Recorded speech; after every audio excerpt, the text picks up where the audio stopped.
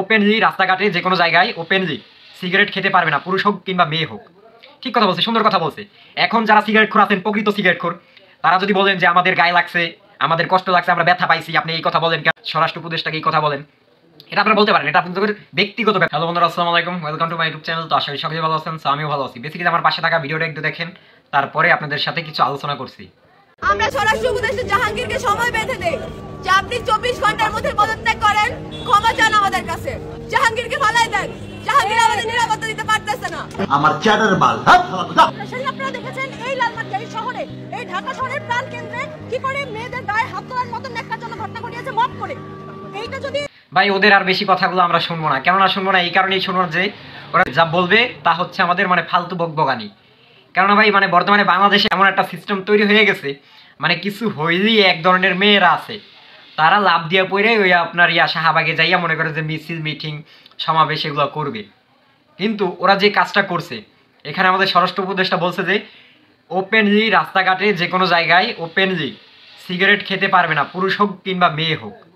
ঠিক কথা বলছে, সুন্দর কথা বলছে। এখন যারা সিগারেট খোর আছেন, প্রকৃত সিগারেট খোর, তারা যদি বলেন যে আমাদের গায়ে লাগছে, আমাদের কষ্ট লাগছে, আমরা ব্যথা পাইছি, আপনি এই কথা বলেন কেন? স্বরাষ্ট্র উপদেষ্টাকে এই কথা বলেন, এটা আপনারা বলতে পারেন, এটা আপনাদের ব্যক্তিগত ব্যাপার। কেননা যাদের মাথায় সমস্যা, নেশাখোরও থাকে, অনেক মাথায় সমস্যা থাকে, আবার অনেক নেশাখোর থাকে মাথা ঠিক থাকে, তাই না? এটা বুঝতে হবে। তাহলে আমাদের সমাজের মধ্যে এরকমের অনেক বিড়ি সিগারেট খোর আছে যাদের মাথায় সমস্যা আছে, আবার অনেক বিড়ি সিগারেট খোর আছে যাদের মাথায় একদম ক্লিয়ার আছে, সমাজের কোনটা ভালো কথা কোনটা মন্দ কথা সবকিছু বুঝে শুনে তারপরে কথার উত্তর দেয়। তো এই মেয়েটার ক্ষেত্রে যেটা করছে, মেয়েটা কেন বলতেছে যে স্বরাষ্ট্র উপদেষ্টাকে পদত্যাগ করার জন্য ওরা সময় বাইদা দিতেছে। দেখেন দেশের কি একজন হেডমাল হয়ে গেছে যে উনি সময় বাইদা দিতেছে স্বরাষ্ট্র উপদেষ্টাকে এই সময়ের মধ্যে পদত্যাগ করতে হবে। বাহ, সেই একটা সেই লেভেলের একটা কথা, অস্থির কথা, তাই না? এখন ঘটনা যেটা ঘটছে এখানে সেটা হচ্ছে রমজান মাস চলতেছে, সবাই জানেন। এই রমজান মাসের মধ্যে গতকালকে মুসল্লিরা যখন মসজিদে যাচ্ছে, তখন একজন মুরব্বি যাচ্ছে মসজিদের দিকে ইফতারের পরে। তো সেই সময় রাস্তায় ওপেনলি মেয়েরা, দুইজন মেয়েরা আর কি সিগারেট খাচ্ছে রাস্তায় ওপেনলি। ঠিক সেইখানে একজন মুরব্বি প্রতিবাদ করছে। কেমন প্রতিবাদ করছে? সেটা হচ্ছে, তোমরা ওপেনলি এভাবে সিগারেট খাইতে পারো না, তোমরা যদি সিগারেট খাও তাহলে তোমরা আড়ালে যাইয়া খাও। ঠিক কথা বলছে, সুন্দর কথা বলছে। এই কারণে কি করছে, সেই মুরব্বিকে লাঞ্ছিত করছে, সেই মুরব্বিকে রক্তাক্ত করছে এই মেয়েরা। ঠিক সেই কারণে এই মুরব্বিকে লাঞ্ছিত করার জন্য, রক্তাক্ত করার জন্য সেখানের আরও কিছু যারা সাধারণ জনগণ আছে, তারা এই মেয়েদেরকে লাঞ্ছিত করছে, উত্তম মধ্যম দিছে বাংলা কথায়। যারা খুব ভালো কাজ করছে, খুব সুন্দর কাজ করছে, জ্ঞানী লোকের মতো কাজ করছে। কারণ অনেক মানুষ আছে মেয়েদের দেখা সাপোর্ট করে, কিন্তু ভাই এখানে যে কাজগুলো মেয়েরা করছে সেখানে মেয়েদেরকে সাপোর্ট করার কিছু নাই। তাহলে যেহেতু ভালো কাজগুলো করছে, এই ক্ষেত্রে অবশ্যই আমাদের দেশের জনগণদেরকে ধন্যবাদ জানাবো আমরা অন্তর থেকে। কেননা ওরা ভালো কাজ করছে, খুব সুন্দর কাজ করছে। এমনিই তো মনে করেন যে রাস্তায় ওপেনলি সিগারেট খাওয়া একদমই ভালো না, ঠিক না, সমাজের জন্য, সমাজের মানুষের জন্য এই জিনিসটা কখনো ভালো কিছু বয়ে আনতে পারে না, ভালো কোনো কল্যাণের জন্য না, এটা একদমই নেগেটিভ দিকে বলা যায়। কেননা রাস্তায় একটা বাচ্চারা যাইতে পারে, আপনাদের মেয়েরা যাইতে পারে, ছোট ছোট আপনাদের বাচ্চারা যাইতে পারে, আমাদের ছোট ছোট ভাইরা যাইতে পারে, আমাদের ছোট ছোট বোনেরা যাইতে পারে। তাহলে ওরা যখন রাস্তা দিয়ে হেঁটে যাবে, ওদের এই অবস্থায় দেখবে, আপনার কাছে জিজ্ঞাসা করতে পারে, ভাইয়া ওরা এইভাবে সিগারেট খাচ্ছে কেন এই মেয়েরা? তারপর হচ্ছে, বাবা ওই মেয়েরা এইভাবে সিগারেট খাচ্ছে কেন? আপনি কি উত্তর দিবেন একজন ভাই হিসাবে? আপনি কি উত্তর দিবেন একজন বাবা হিসাবে? এটা বুঝতে হবে। তাহলে আমাদের সমাজের মানুষরা, সমাজের জনগণরা যেটা করছে ভালো কাজ করছে।